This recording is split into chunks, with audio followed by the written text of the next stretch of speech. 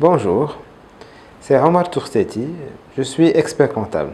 Je vais vous parler d'une disposition qui est sortie au niveau de la loi de finances 2020. Et cette disposition concerne la possibilité accordée aux contribuables de déposer des déclarations rectificatives. Donc c'est des déclarations rectificatives qui concernent les impôts, notamment l'IS, la TVA et l'IR. Mais comment on doit organiser, comment ça se passe? Le contribuable, il fait une demande auprès de la direction des impôts pour qu'elle lui notifie ses remarques et ses observations sur ces déclarations qui sont déjà en sa possession. Ces analyses et ces remarques se basent généralement sur des analyses sectorielles, sur des regroupements d'informations que l'administration a réalisées, ou bien parfois c'est juste une compilation de données entre différentes déclarations du même contribuable.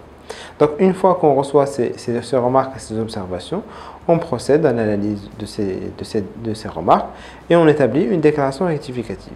À ce moment-là, l'expert comptable doit rédiger une note explicative qui explique pourquoi on n'aurait pas pris en compte un certain nombre de remarques ou d'observations.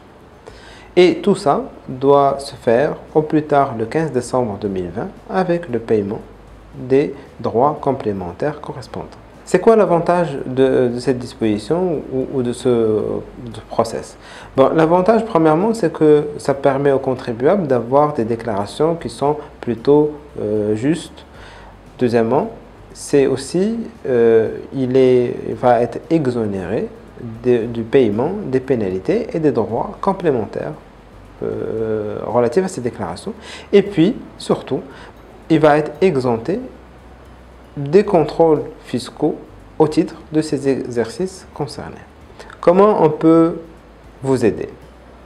On peut procéder déjà à une analyse de la situation fiscale, de votre situation fiscale, pour voir dans quelle mesure ça peut être intéressant d'opter pour ces déclarations rectificatives, et puis un accompagnement tout au long de la procédure avec l'administration fiscale.